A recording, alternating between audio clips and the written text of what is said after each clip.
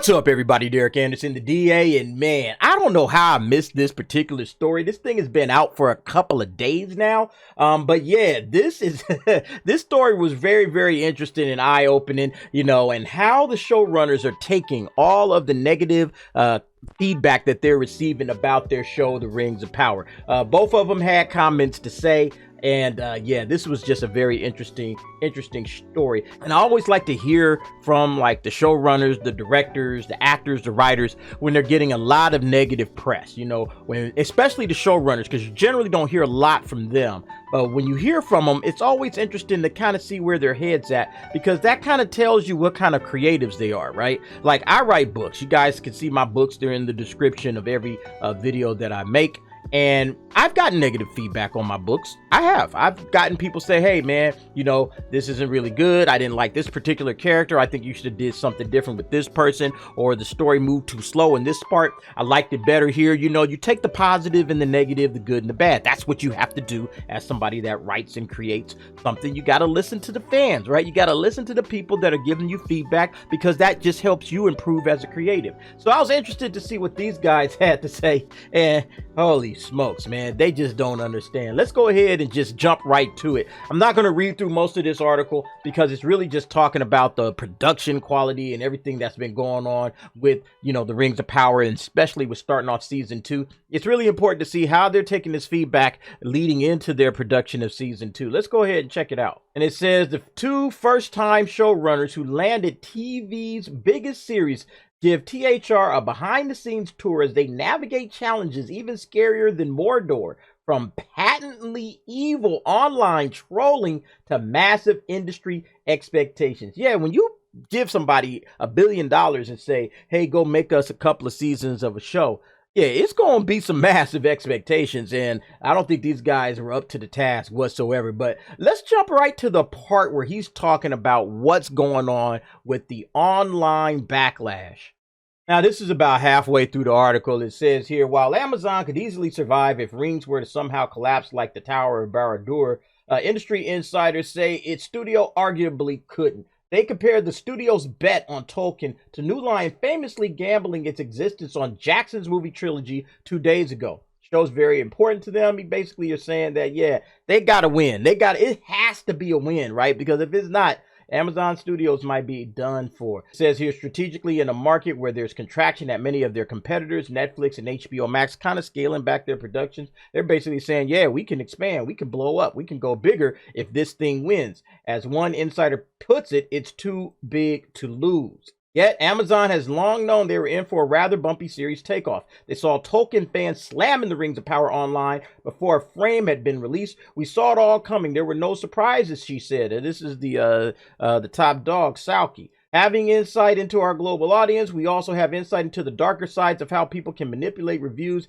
and have other points of view that we wouldn't support. What point of views do you not support about what these guys are saying, okay? Because, see, what's funny right now is that they're still spinning that same old yarn about, oh, it's all about racism, it's all about people hating diverse characters, it's all about people hating women in these strong lead roles and all of that kind of stuff. They're completely ignoring, like, all of the actual backlash and the lessons that could be learned about this particular series. Like how, for instance, The Ring of Power has inexplicably terrible writing, right? Or how one of your analysts just fell asleep while watching the show. Or how The Rings of Power once again is falling back on boring storytelling in the eye, the most recent episode, right? They got all kind of valid criticisms. This is some of the folks that have reported on the valid criticisms in this particular series. Number 10, Rings of Power looks too much like a generic fantasy. Yep, I've been saying that. 9, the artistic editing breaks the immersion. Absolutely. 8, the elven armor looks poorly crafted. 7, the short hair on the elves looks too contemporary. 6, the sets and costumes don't feel functional. I mean, we've seen that. Some of these costumes and these armors and things, they just don't look right? Like, would this actually protect a person? This doesn't make any sense. 5, Galadriel should be strong, but not that strong. Yeah, like Galadriel is like a Mary Sue, man. She's overpowered, man. Number 4, Finrod's comment about darkness made no sense. Number 3, the dwarves shouldn't say Aule. Number 2, Celebrimbor should have introduced Elrond to Durin 4. And number 1, the Rings of Power tries too hard to make the Harfoots endearing. My biggest complaint is these little group of people right here. They are the worst. So you would think they would use this opportunity to really go through the things that people are saying and do some soul searching and some scaling back and say, okay, are they making sense? You know, are the actual criticisms coming through here about our show? Is it making sense? Is there something that we could do better? Can we change some things? Can we make some adjustments? Nope, they're just going to keep doubling down on the same old narrative that, no, it's just racist. Nope, just racist, all racist. That's the reason why all of this is happening. Talking about how they had to switch off reviews in the first 72 hours. Just a big L that they took, right? Just a huge L. Just a lame response to what was happening. Instead of saying, hold up, let's take a step back and let's see what's happening. Nope, let's just shut off the reviews so people can't talk about it. Amazon claims there has been a coordinated effort to attack the show for daring to diversify Tolkien with strong female characters and people of color. The hardest part was for the people on the cast who had things related to them privately that is just harmful, Sanders said. It's an explanation that satisfied the media but inflamed some fans who feel the company is dismissive of any criticism and arguably risked escalating what might have been a short-term dust-up into ongoing fandom trench warfare. That's exactly what's happened. They have incited the fans basically by not being honest and trying to throw the fans under the bus and said, oh, nope, they're all racist. They're all bigots. That's what has set this thing off. And now they're paying the price. Now they're dealing with it.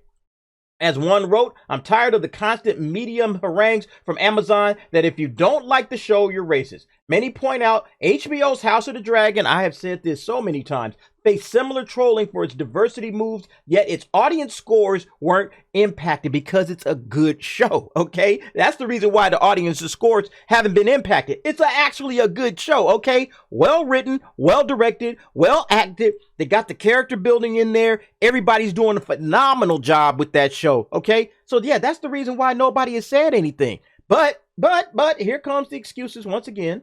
But it's also possible Ring's percentage of agenda-based reviews might be much higher than for Dragon. Tolkien's world has a long, unfortunate history of attracting fascist-adjacent admirers, something they surely would have repulsed the fantasy world's anti-totalitarian author whose Rings trilogy was inspired by the horrors of World War I. You see, they're going to go ahead and go back to the whole, well, you know, Tolkien's work has always attracted a bunch of racist folks. No, those same racist people ain't interested in House of the Dragon like they are with Tolkien. You know, they kind of protect Tolkien. And, you know, this is the reason why all of these reviews are just coming in negative. Again, not looking at any of the stuff that's been said, right? We just got through flipping through those, okay? Bad writing, boring writing, all that whole laundry list of things. It's putting people to sleep. Nope, we're not going to pay any attention to that whatsoever.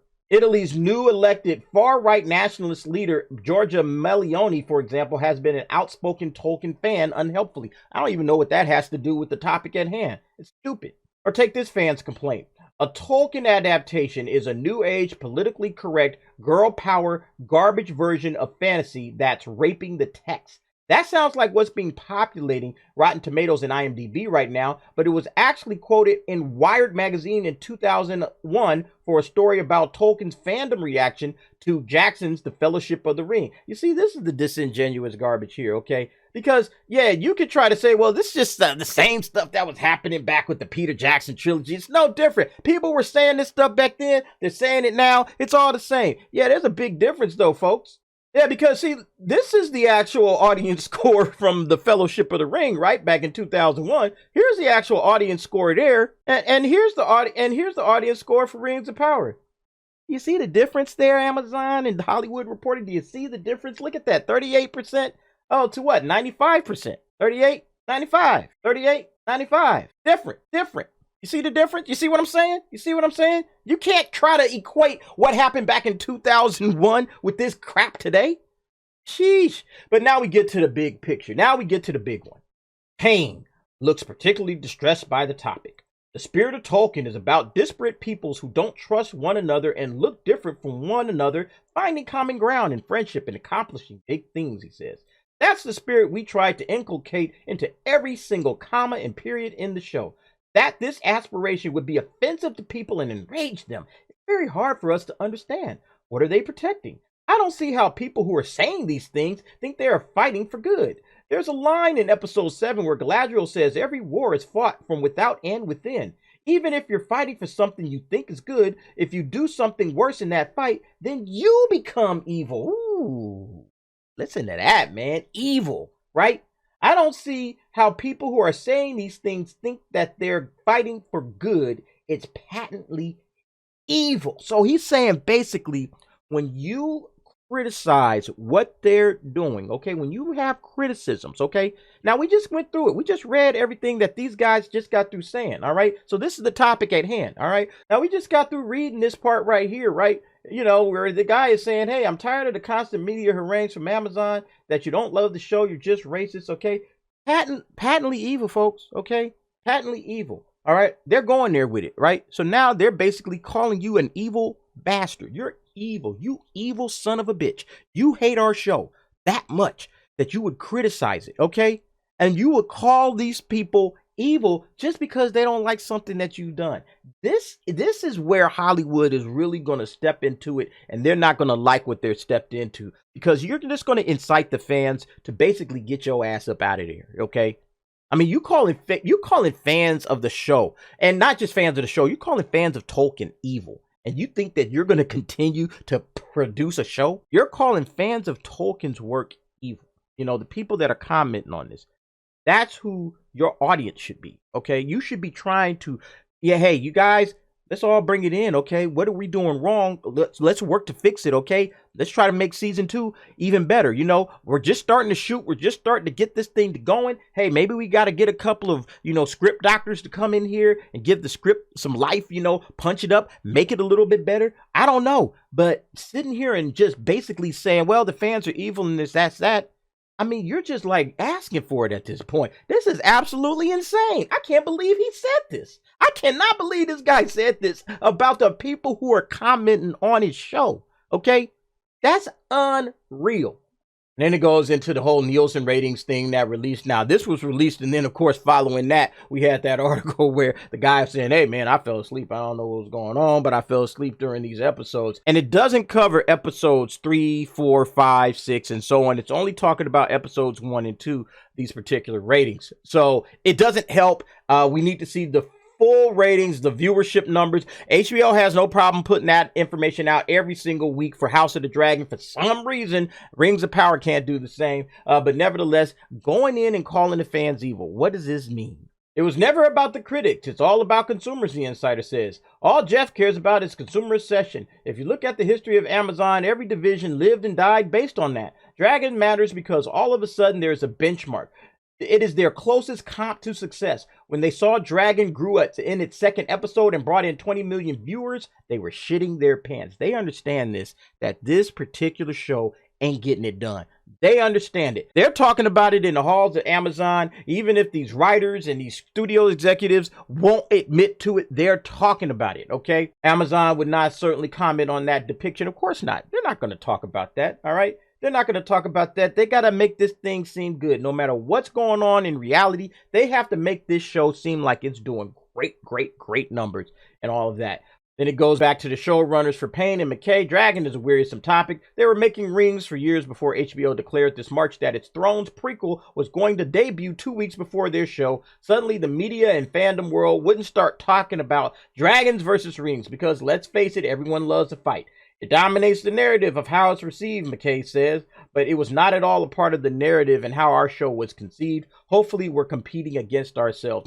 Nope, you're not. You're competing against House of the Dragon, and you're getting your tail kicked at the moment, okay? And the thing about it is, you should be happy to actually match this up with, you know, your show versus their show, because competition breeds success. That's how you get better, okay? So you should be looking at everything that the House of the Dragon is doing right now and thinking like, man, they kicking our ass. Hey, man, how do we need to step this thing up? We're going to have to, hey, you know what? Throw them scripts out. Throw them out. No, forget it. We got to go back to the drawing board because we're getting our tails kicked. We got to figure out how to get this thing better. I've already laid out suggestions. You guys can go ahead. I'll link that video above. You can go ahead and check out what I suggested. But yeah, calling fans evil, this thing is not going to end well for you guys. I mean, you got to slow down the rhetoric. That's the number one thing that they need to do. They need to stop putting microphones in front of these guys and say, hey, whatever happens, keep your mouths shut. Stop talking about the fans. Focus on writing better scripts, getting your actors in check, okay? Because this Galadriel chick can't act for not a damn thing, okay? You got to figure out how to fix her acting. You got to fix your directing. You got to fix your scripts. You guys got a lot of work to do, okay? Your focus shouldn't be on the fans at all. The fan reactions should be the last thing that you're